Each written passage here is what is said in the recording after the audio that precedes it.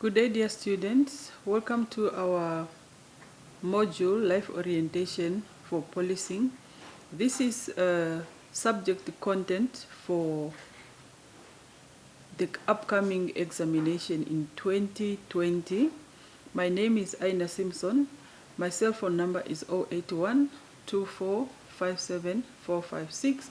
My email is ainasimpson@gmail.com, all in small caps.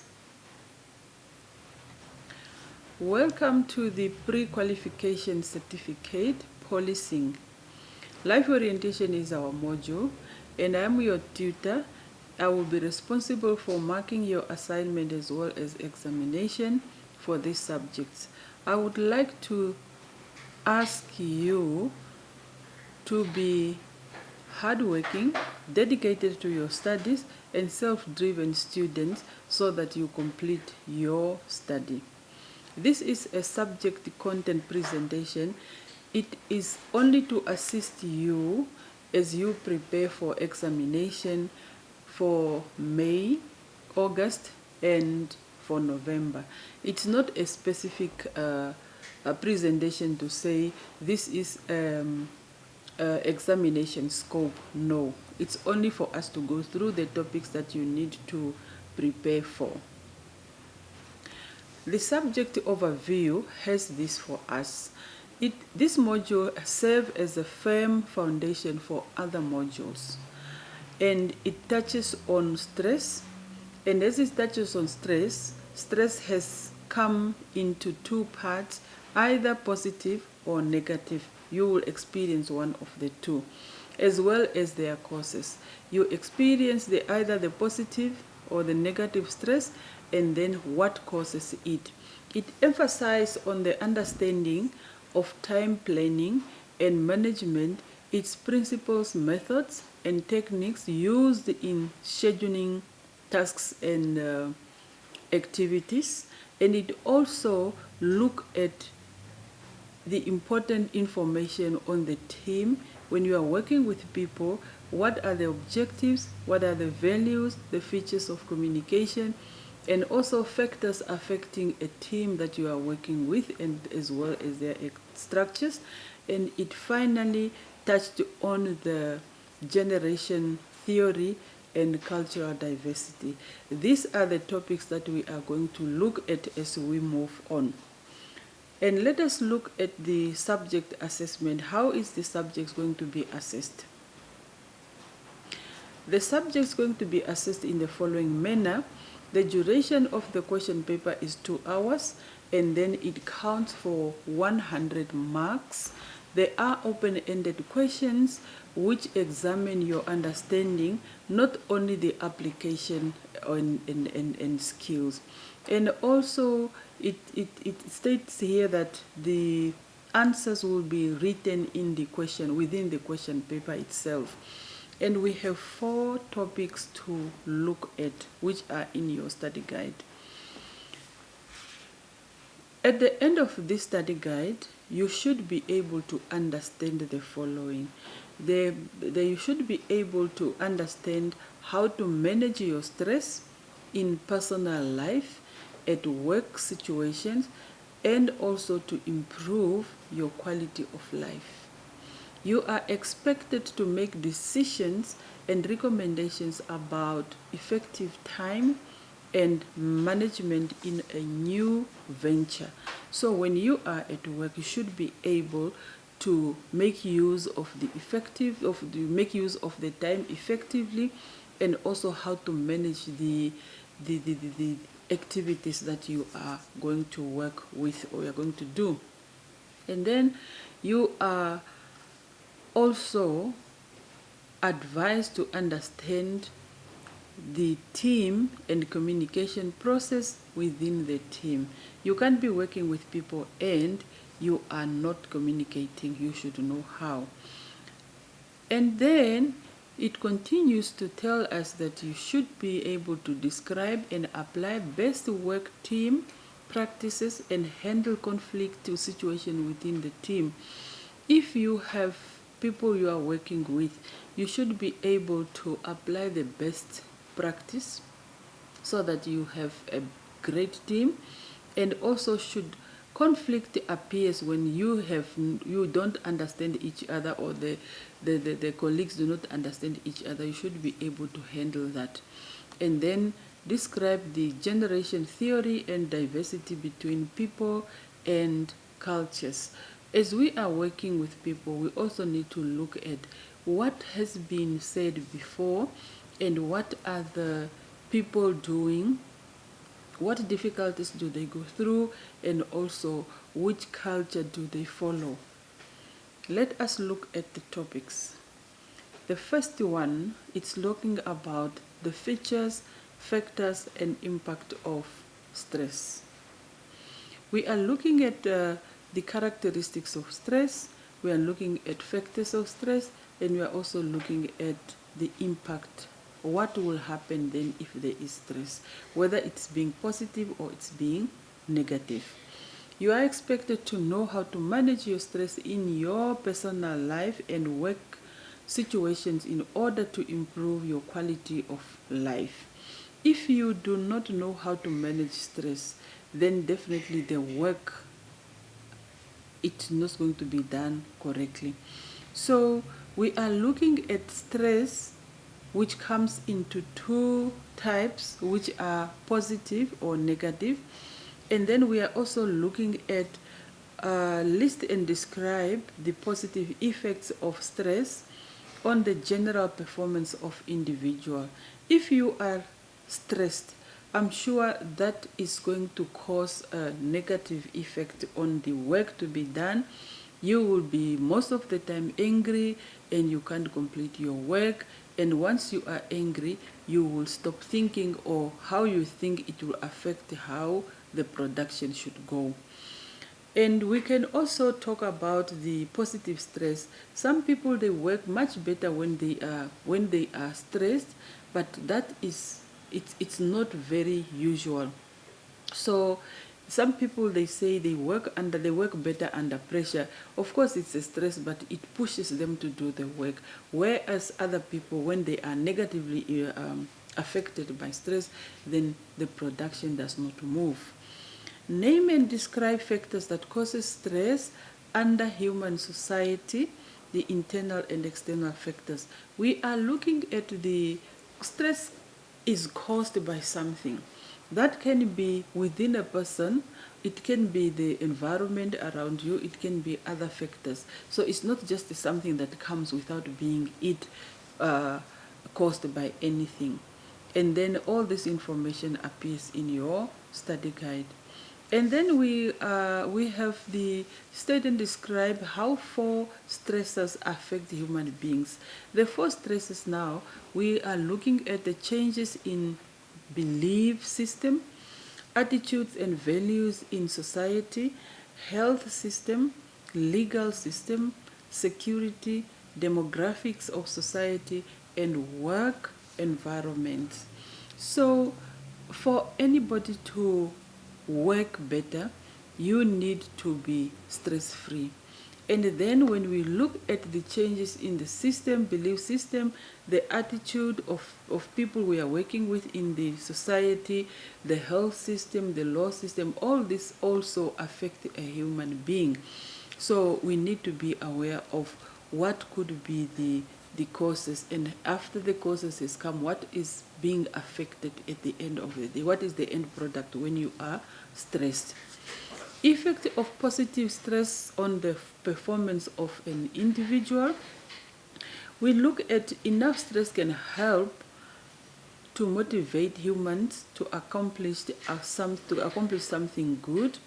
It helps a human to make necessary changes, and it also helps an individual to change his or her schedule, avoiding threatening or dangerous situations.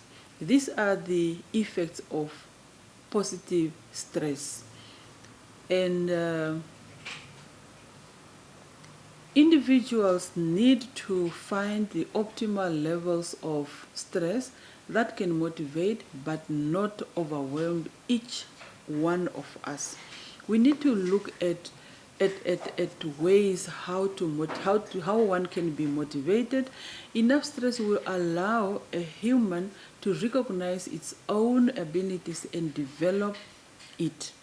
And it also enable making ownership of actions and share positive visions with others.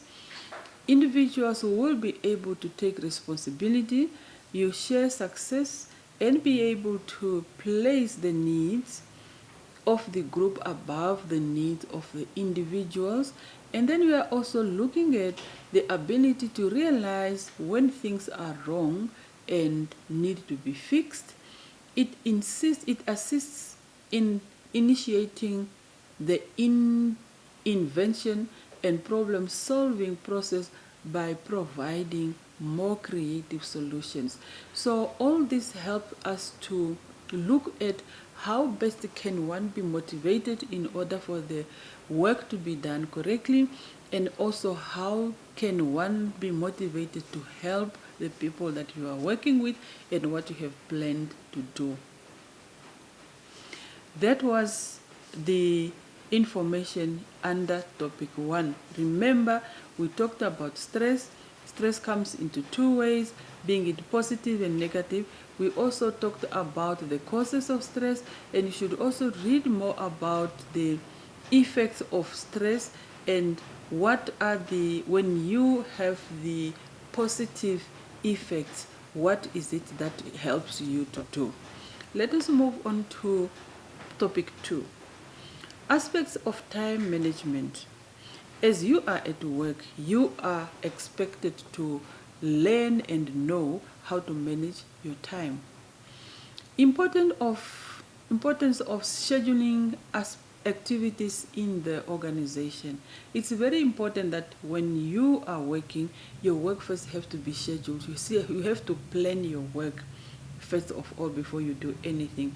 Routine tasks are determined by the position in the organization, family ties, civics, responsibility, and social obligations. So we are looking at, because you are not working in isolation, you have a family to take care of, you have social obligations, you also have you are a public responsible person. All this has to be planned and scheduled correctly. Otherwise, somewhere, somehow, things will not work out well. Types of interruptions that can be faced by supervisors at a workplace. When you are at a workplace, you will definitely also come across some interruptions. What could be some of those? We have a few like telephone calls, visitors, meetings, acting incomplete information. All this can interrupt the planned work. So, what do one do if that appears? You need to come up with the idea how best you can reduce that affected area. By way in managing the situation in order to reduce the effect on the production time. When outlining, for example, if you are asked to outline the ways of managing the time, when you are asked to do so, you are required to state and give a brief, short description of what was just mentioned. And how would you handle telephone interruptions in your capacity as a manager of an organization? You are looking at ways how best can you solve the problem by providing your secretary with a list of people or persons who may be put through to you directly. Otherwise, if there is no such list, then the secretary can always take a message for you. Inform everyone of the best time to reach you or to phone you. People should not just phone you any other time they feel like talking to you.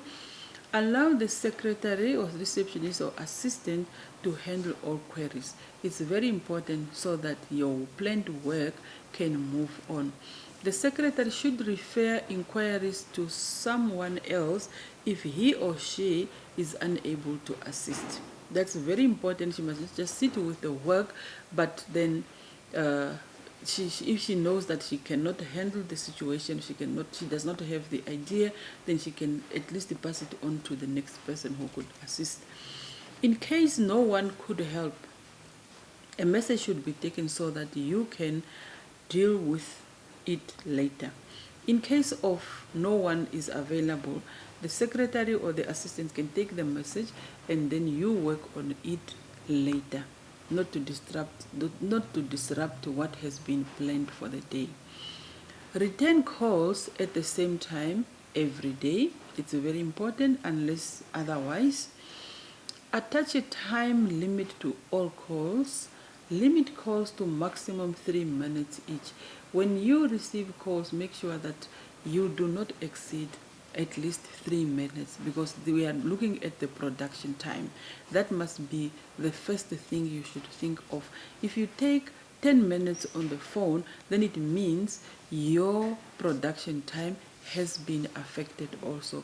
That might cause you to sit longer in the office or to work more extra time than what you could have done if you could not entertain the telephone for long. There are some interruptions at work also. Those interruptions could be emergencies, fire drills, computer malfunction, visits to the stationery cupboard, long telephone conversations, unexpected visitors. These are also some of the interruptions besides the telephones and people walk in the office and so on. But then if your computer is malfunctioning, it's not functioning well, definitely what has been planned might not work. And then if you need some stationaries, you still have to leave your office or move to the cupboard and get whatever you need to do. So all this could be a disruption. So that was the information under topic 2. And then topic 3, the team concepts and elements of team dynamic. Now we are moving to the group of people you are working with. Approach to be used to bring about good teamwork at business organization. So you need to have a good team and you need to know how to handle people. We are looking at diagnosis to facilitate the team's development and productivity. One needs to understand their dynamic and their behavior patterns. A skillful leader or team member must do more than listen and talk. When you are a leader, you need to do more, and you need to talk less and do. The most important skills is to observe the team in action, communication and participation, decision making, conflict, leadership, goals and roles, group norms, problem solving, and climate or the tone. This will help you to lead the team in a better way, to reach greater heights. Adaptability. This refers to the skills of knowing when to use what leadership style. You need to, once you learn the type of people you are working with, you are able to adapt easily so that you work as a team. Managing a team of people use different ways automatically and democratic. It gives a message to the people you are working with. Direct or autocratic behavior and supportive or democratic behavior. You also need to look at how the people behave so that you adapt as you want the work to be done. Effective team leaders adjust their style to provide what team can't provide for itself. You first study them and then you come up with a central point to say, if this is how they behave, this is how I will handle them, and I think this will help us to move on with our production. Reasons as to why supervisors should monitor employees. Now that you have this team, you also need to monitor them. It is done to direct, guide, control subordinates in the performance of their work. When a supervisor monitors the employees, we are not doing it for anything. You are doing it just to direct your team, to guide them so that at least they know what is expected of them to do. It helps to put plans into action towards the accomplishment of organization goal. If you are not doing this, you will get to end of the month or end of the day when the work was supposed to be completed, you realize that some members of the team, they just started, or some they are far to finish, and some they are lost. So this is why there is a need for direct guide and control them. For the success of an organization depends upon effective supervision. If you want your team to be successful, then you need to come on board. If the supervisor is not able to guide and control subordinates, then the policies of management cannot be translated into action. Then it means you have failed if you can't do that. Effective coordination between efforts of different subordinates can be maintained by proper supervision only. So the coordination between the efforts of different subordinates, it's only the manager when it comes to supervision can do that.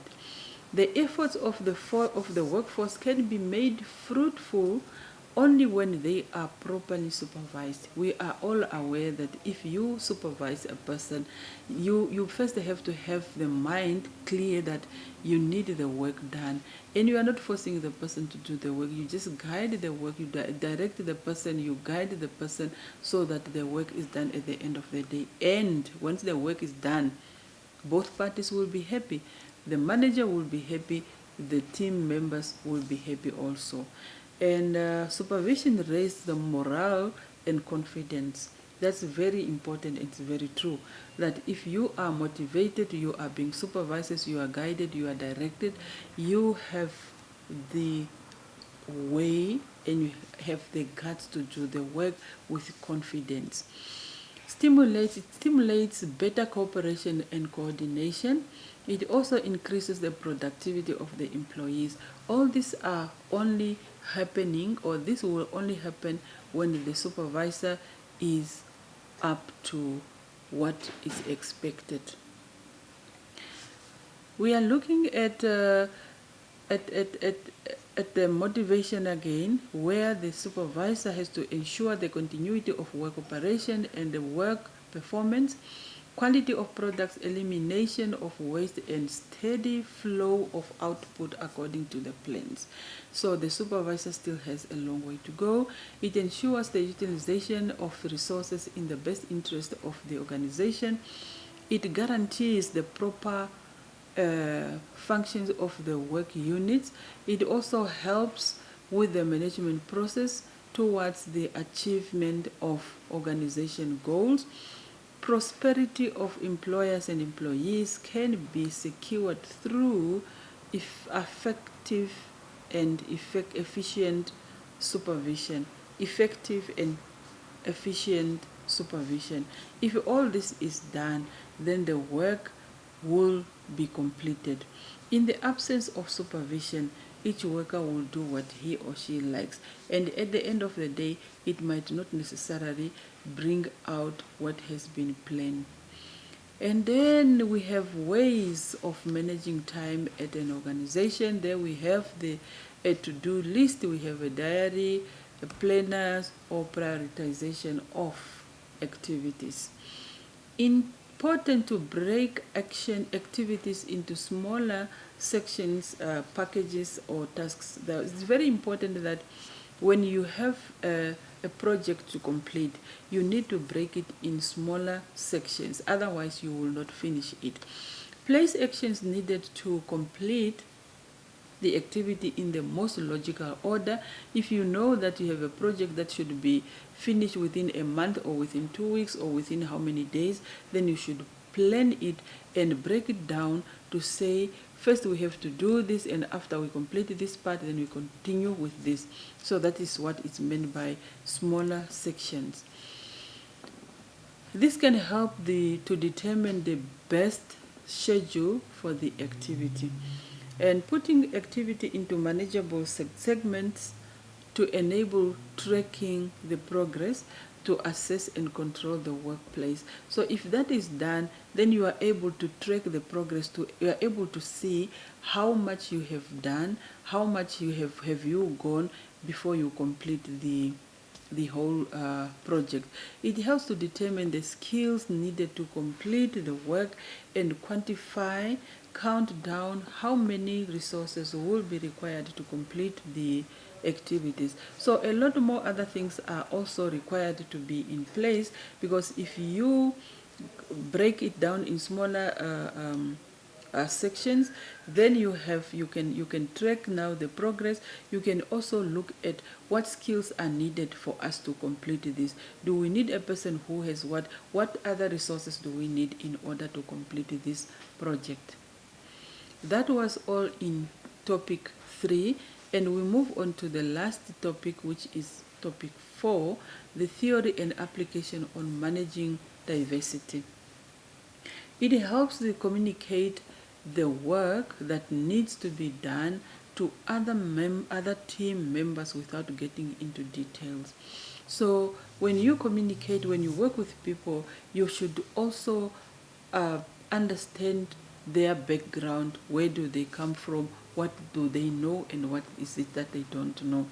It ensures that all the work sequence are identified and understood. So the work to be done should be understood and should be identified. What work are they supposed to do, and do they understand the work? That is very important, because you don't expect a person to be productive if they do not understand what they are supposed to do or what is expected of them. The purpose of task scheduling. Why do we have to schedule to schedule the activities? It helps to ensure that what we must get done gets scheduled, and to be sure that the scheduled activities have been carried out. It helps only to see that what has been planned has been carried out, and how long did it take. And then we look at culture. What is culture? Culture dictates what groups of people pay attention to, how the world is perceived, how the self is experienced, and how life itself is organized. And individuals of a group share patterns that enable them to see the same things in the same way, and this holds them together. So we talk a lot about my culture, my culture, my culture. So you have a group of people who believe in doing things in a certain way, or in doing a certain thing in a certain way. And this is what they believe. That is what we call culture. And you have people who would say, no, but in my culture, we don't do it this way. So during the work team, you need to have a certain culture of how you work together as a team, and how you help one another, how you monitor your teamwork, how you guide them, how you direct them, so that at the end of the day, we are all doing it for the sake of the program to move on. And what are the characteristics of general theory? It allows that change is an integral part of social structure. It also explains how it takes place by revealing the components of social change, and illuminating the nature and explaining their articulation in the process of social change. Now we are looking at people cannot just be thrown in the pool of work. They need to be exposed, they need to be explained, they need to know, so that whatever background they have, it should be associated with what they are doing and being guided there. And then we have the 3 approaches that can be used to manage diversity at an organization. We are looking at the golden rule approach. Golden rule approach says treat others as you want to be treated. You can't be deciding that because you are the manager, you are the supervisor, you should scream at people, and yet you don't want people to scream at you. In any case, this is not allowed. The right, the wrong approach. This approach takes the form of affirmative action. We don't have enough of the previously disadvantaged people, such as blacks and women. So we are looking at, when we are at the workplace, there should be a balance.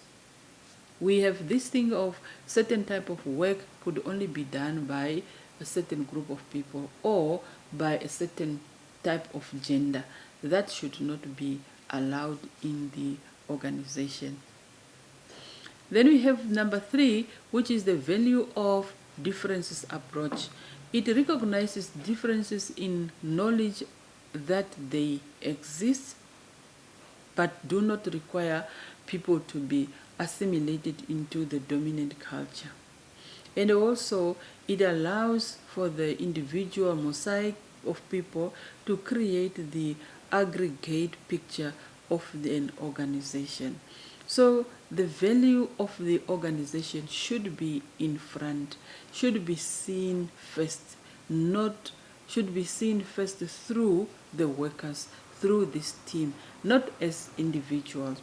And people, what they know, it should be known that this person has worked for this organization, hence the person do the work in a certain way. That should send a message of how a certain organization is run. Those were the 4 topics that you are expected to go through. Should you need more clarity, you can visit different resources on different topics. You might find that the information we have in our book is limited.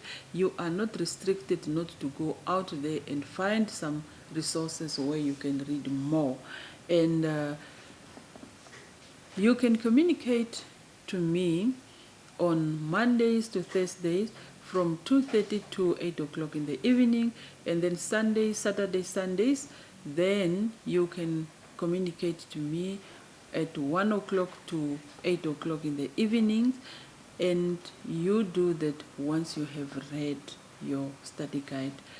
I wish you luck in your studies. Thank you.